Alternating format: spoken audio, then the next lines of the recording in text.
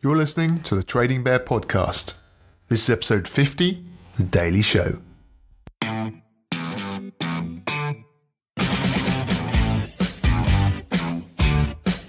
Mystery player. Position. Forward. Start price.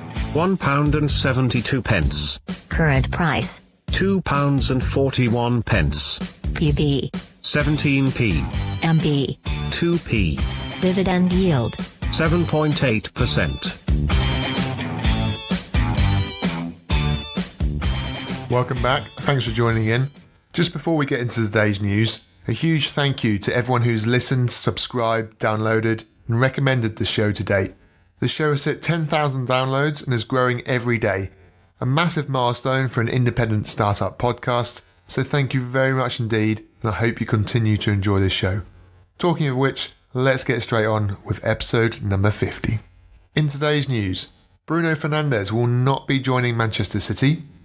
Nabil Fekir, Julian Brandt and Timo Werner are no longer Liverpool targets.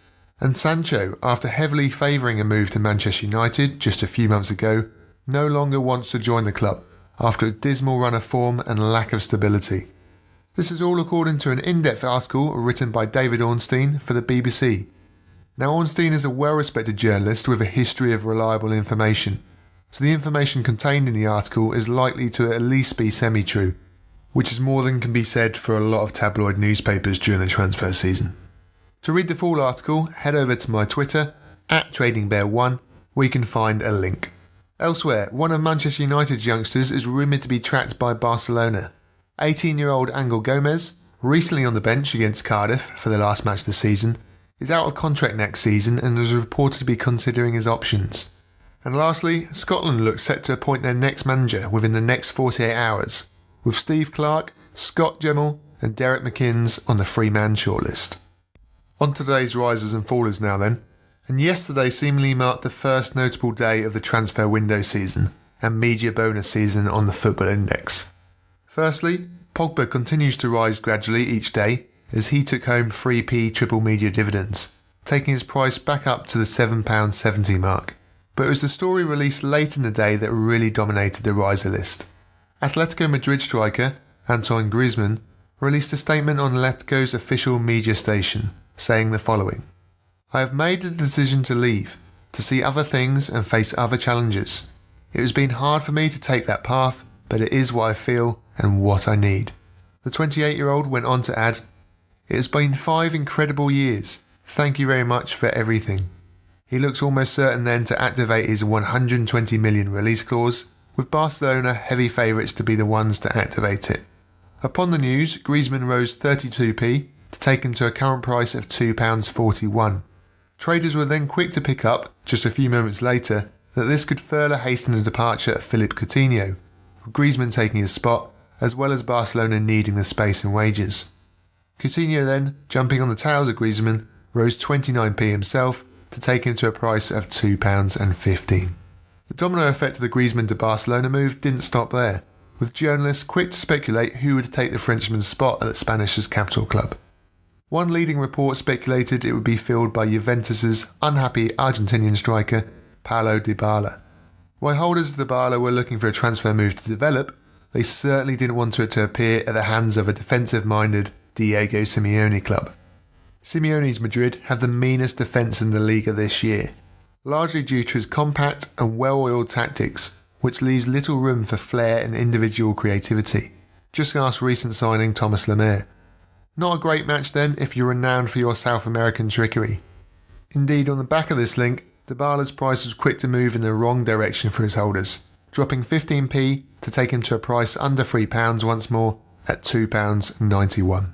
We go into this episode's prospect player now, a player who I feel could do well in the near future and attract buys. For this episode, we head to a city that lies in the northwest of Spain, just above the border of Portugal, lying on the Atlantic coast, and the sky blue city of Vigo. Celta have had a mixed season, combining a bright start followed by a huge downturn in form upon the injury of main man Iago Aspas, with his return revitalising the club once more. But it's not Aspas, or fullback Beltran, or indeed the left-footed wizardry of Brais Mendes we turn to, but rather Aspas' striking partner Maxi Gamos. In the immediate short term, Celta have an enticing home fixture to already relegated Rayo Vallecano, with a win 100% securing their place in the Liga next year. But besides that fixture, you have the big backup of a likely transfer away from the club, with numerous Premier League sides being mooted with a move for the 22-year-old Uruguayan striker. With a great home fixture and strong transfer rumours, this episode's prospect player is Celta Vigo's Maxi Gomez. And last night saw the rise of another ex-prospect player in Tammy Abraham, ultimately scoring the game-winning penalty that saw Aston Villa's progress to the Championship playoff final. Let's get into some of your questions now then. This episode's first question comes via Index Gain, with Dan Jackknife wanting to know, if Griezmann moves to either Barca or PSG, it would mean that his PB would suffer, right? A tricky one to answer this, Dan, and certainly on first instincts, a move where you either join PB hogs Neymar or Messi is never going to be great for your PB, especially when you're fighting in the same position category, i.e. forward. One classic example of this is Ronaldo's move to Juventus. The year prior to Ronaldo moving to the old lady club, saw previously mentioned Paulo Dybala rack up some great scores on a consistent basis. That will change with Ronaldo on board. Now Dybala's average PB score drops from a 2017-18 figure of 120 to a 2018-19 figure of just 88. I don't think Griezmann would suffer on a Dybala type level for two reasons. Firstly, his average PB isn't as good. He's averaged 96 this year, just one less than he averaged the year prior. So he's actually been quite lucky in delivering quite as many PB wins as he has. Secondly, whether or not he joins Barcelona or PSG, I expect him to not actually play every single match alongside either Messi or Neymar, due to rotation, bannings or injury issues to the two famous names. He would, however, one presumes, lose his penalty taking duties, a massive blow to his PB credentials. But again, if Messi and Neymar was on the pitch, the club and country penalty taker would surely be second in line. So to answer your question, Dan, yes, I agree. I think ultimately his PB would suffer when playing alongside the main men, whichever clubs he ended up at. That club almost certainly being Barcelona, by the way. But he may still deliver more frequently than Luis Suarez or a Kylian Mbappe, for example. The second question comes from Twitter, with FBL Frankfurter writing, who would you go to for safe media holds this summer? What's the best strategy with MB over summer?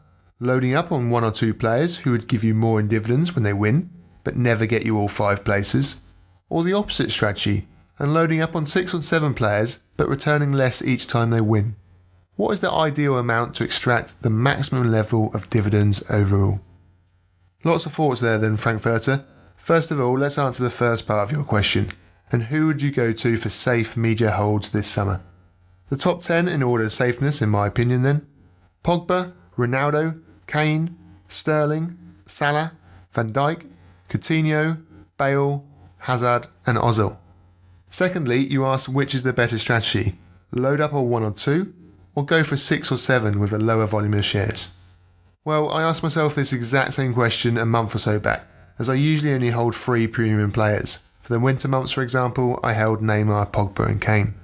So did I decide to split those funds into 6 or 7 players, or continue to hold just the 3 players, either sticking with the same names or changing players? Well, the answer I came to, and hence my advice will be the same, Frankfurter, is to spread the shares into a greater number of players, but with a proportionally bigger holding of Pogba. So I now actually hold 6 MB premium players, all at the same base amount of shares, with the exception of 2, whom I hold a greater stock in. The first is obviously Pogba, who is by far and away the best MB player on the game, and hence his reflective price. He's guaranteed to get multiple wins over the summer, regardless where he may or may not end up come August. And the second is Cristiano Ronaldo, due to his attractive price-media attention ratio, relative to the other names mentioned. I paid particular attention to his price graph, getting in at a price of £2.15, which looks good business right now. And at a current price of just over £2.50, who says you can't win cap-app on a 34-year-old? Well, senior player cap-app and jokes aside, in answer to your question then, Frankfurter, spread your funds into the 5 or 6 that you feel have the best potential, and then weight your funds accordingly into your favoured picks amongst those 5 or 6. And that's it for this episode. You can download and subscribe to the show on iTunes, Spotify and Podbean. Head over to the website to send in a question, tradingbearpodcast.com. Alternatively, you can find me on Index Gain or Twitter under the name Trading Bear. Thanks for listening and stay tuned for the Mystery Player.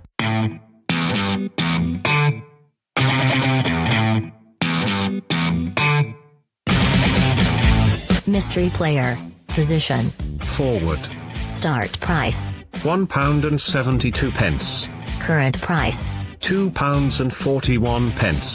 PB. 17p. MB. 2p. Dividend yield. 7.8%. Trading bear. Today's mystery player was Head and Shoulders finest. Antoine Griezmann.